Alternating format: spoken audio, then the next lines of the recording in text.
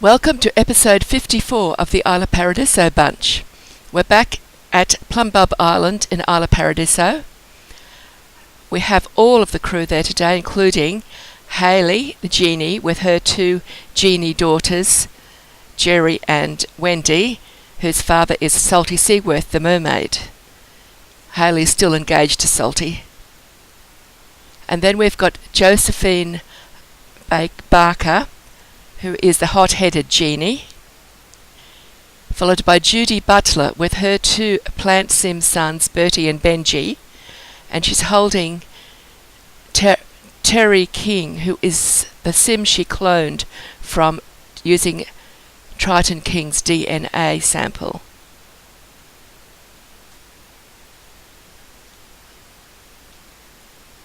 Jeannie Jones and Sam, I found them together in the same spot, so I've just given you one picture of them. Jeannie Jones is a genie and Sam's a human. Muriel Manson is another human, but she's evil, and she likes to look after the children, or the toddlers. Then Diana Martin, who is our magician. She's another human sim. Her lifetime wish is to get to level 10 in the magician career. Craig Miller has starred in a lot of our recent adventures in Egypt. He's another human sim. Muriel Weston is as close as I can come to myself sim. She doesn't really look like me, but she'll do. She's there with Stella Dog and Kitty Cat. We found this crowd up on top at the surface. They live underground in a basement. Diana had just come back from the coffee shop where she'd done an excellent performance and advanced her career. I've noticed that Josephine and Diana seem to be getting along quite well at the moment. And Josephine's enjoying Stella Dog's company. She seems to often get on well with Stella Dog. But Diana and Josephine aren't fighting. They're usually sworn enemies.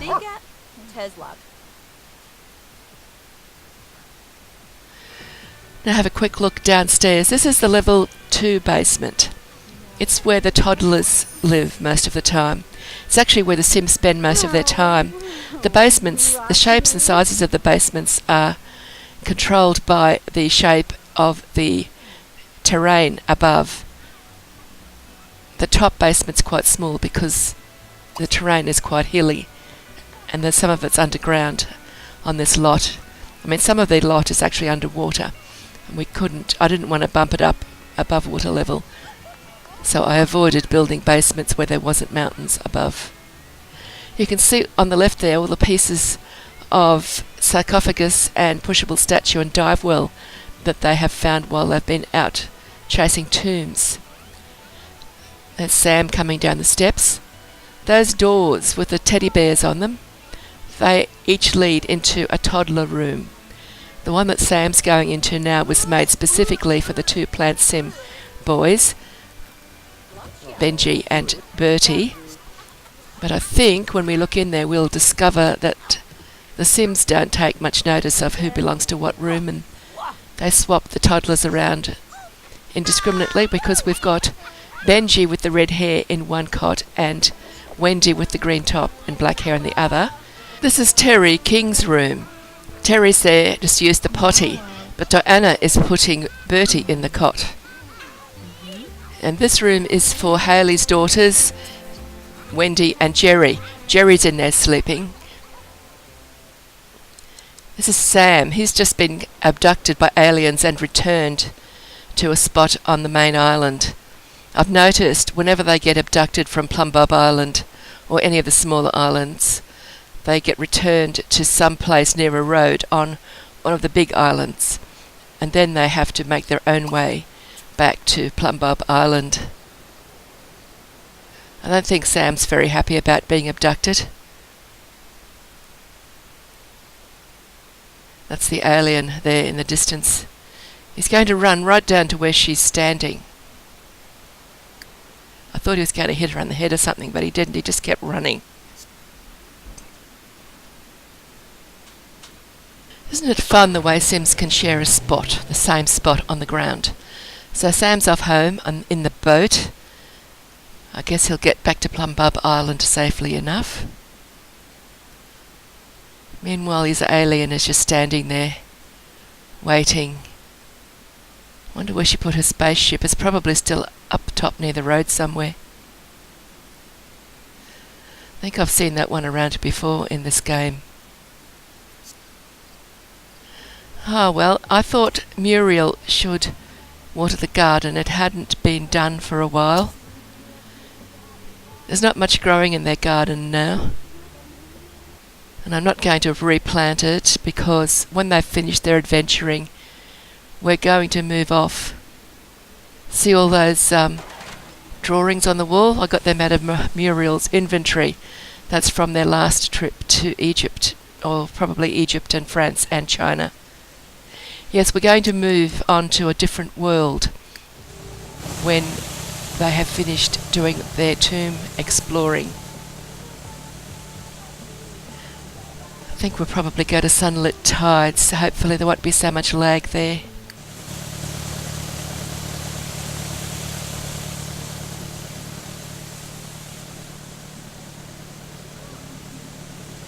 I know it's difficult with a computer with so many Sims in a household. And in such a laggy world, with so much stuff in the house, I guess I shouldn't be complaining about the bit of lag I get, but it is rather annoying at times. I'll just get her to water this one little bit of the garden. So that's it. When she gets back to the parking spot, she'll hop off the tractor. You can see all her drawings there along the wall. That's what she does in her default activities when she's got downtime. I haven't told her what to do, so she just plops herself on the floor or the ground and starts drawing in her sketchbook. Here we are back in the Plant Sim Toddlers room. Seems to be a bit of a general meeting going on at the moment. Benjie, has been moved to the cot that Wendy was in earlier. Now, young Terry King, or Butler-King as I'm calling him now, he is quite a lot younger than the other toddlers, and he hasn't finished his training yet. Josephine's reading him his books, but he's done his other training that he has to do, and all of the other toddlers have completed their training long ago, but now they're just working on extra skills. For example, those two in the playpen behind Judy, they're playing together to develop their friendship. The more friends they have, the higher they can get their charisma skill in the playpen. They use the mirror in the playpen. First of all, if they can't talk, they can learn to talk by playing with the mirror, but once they can talk, they will improve their charisma skill in the mirror. Now, I'm putting the sarcophagus fragments into Muriel's inventory. That's sarcophagus of the king fragments, the gold ones, and she can now reconstruct. They need five fragments for each sarcophagus.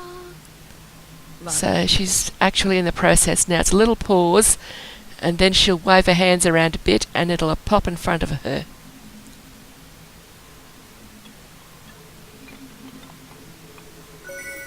Little ding, and there it is. Gold sarcophagus of the king. I'll stick some more fragments in her inventory and she can put some more together. See what else she gets. As you can see in the background, I've unpacked their various inventories with all of the things that they brought back from their visit to the 3 World Adventure Worlds. So Josephine's finished reading that first book to Terry, and she can read another one now. Diana's just standing there waiting, wondering what to do. Sam is playing a video game and Judy's there watching him. She's sitting in the chair next to him watching him play the video game. I still think I'm going to change the eye colour for Sam and Craig, but I'll wait until they are moved to the other worlds to do that. So there's Hayley now standing over near the chair. She's a genie. And in the walkers, we've got Bertie and Gerri. Looks like Diana's going to pick... Oh no, she's walking straight past her. See how I'm just telling them to play? When they're in the walker, they'll learn to walk. But once they've learnt to walk, they can play with it and they will build handiness skill. But they do eventually get lonely and tired in the walker. But in the playpen, when there's two of them in the playpen together, their needs get improved or increased. They don't get lonely and they don't get need to go to the toilet and all those sort of things. So here we are telling them to play with the mirror. So they must have done enough playing with each other to become friends. And now they're just going to play with the mirror until I swap them out to check their friendships with the other toddlers. And the adults or the young adults can play with them in the playpen as well to build friendship with the toddlers that way. Looks like these pair are off to do some fighting with the water balloons, having a water balloon fight indoors. That should be fun. I don't think we actually see them throw any water balloons. They're just working up to the point of throwing something.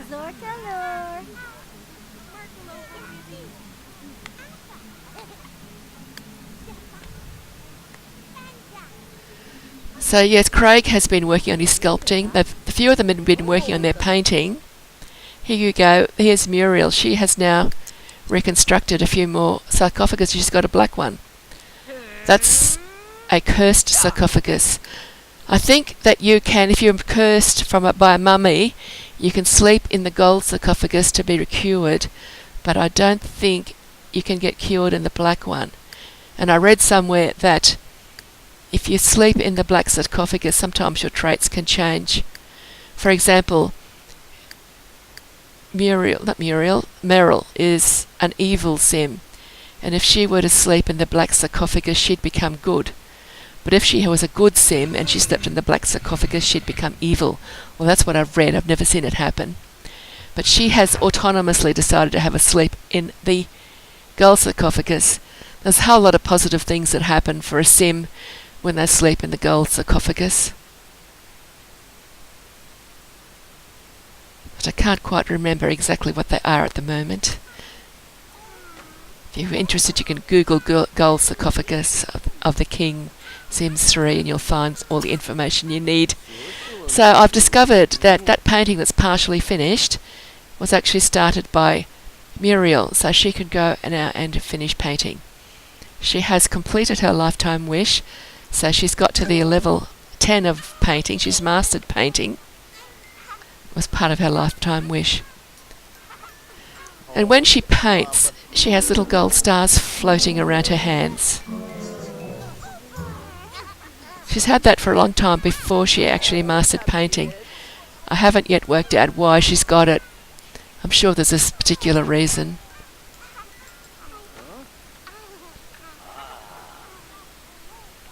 That fireplace in the background, that came from the store, but I think it was a special set from ordering from Origin or something, or pre-ordering, something like that.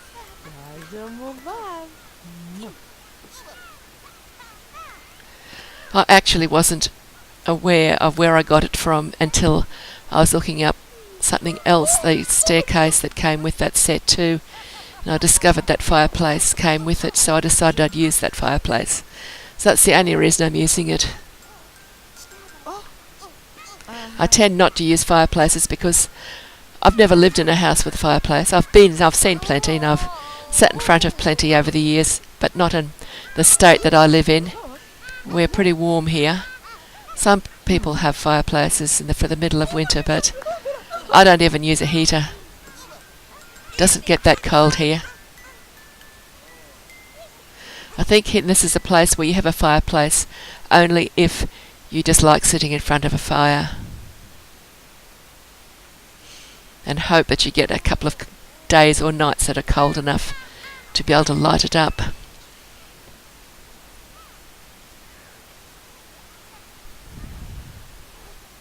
As you can see, the toddlers are not gaining skills when they're playing with their different objects because they've already got all their skills. I could age them all up now, but I'm not going to. I'll wait for a bit longer.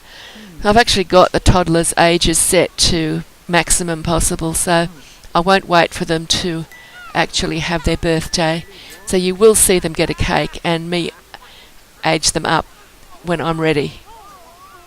But right now I'm happy to leave them as toddlers, that way they don't have to worry about them getting to school.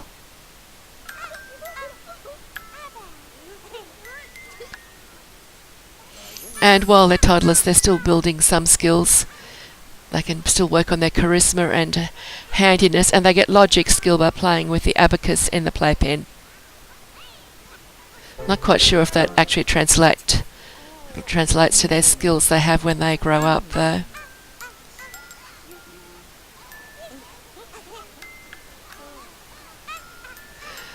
That little tricycle there in the distance, that is another walker. I think it came from around The Sims 3.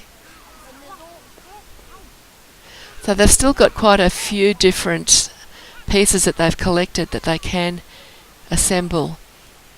I won't worry about the dive wells at this point, but when we move to sunlit tides, I do have dive wells there that they can use to travel from one floor to the next. The floors on this island are a little bit cramped. The basement's a huge garden. The second basement's very small because it's got to leave space for the trees to grow up. This is the biggest basement that they actually have living space on, and it's not even completely taking up the whole lot. And the top basement is quite small. It's just sort of long hallways where I could find bits that were below the level of the terrain up above. So now Muriel is dialing up to travel.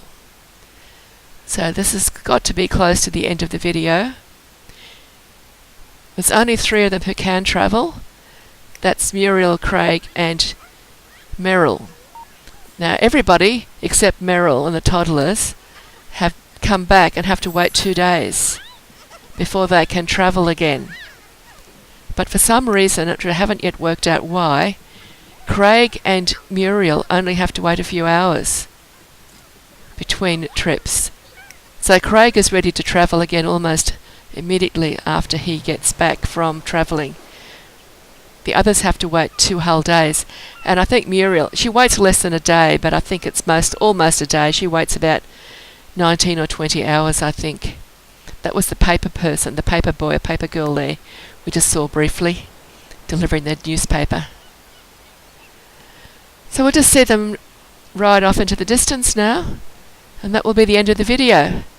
There's nothing more. They don't actually arrive in Egypt. They're just travelling to Egypt. And we'll get a little view of Isla Paradiso as they leave. So we'll see them in Egypt in the next episode. They'll just be arriving in Egypt. You'll see the screen up first just to show they're just arriving. So thanks for watching. I hope you've enjoyed the video, and I'll see you next time. Bye bye for now, and happy simming.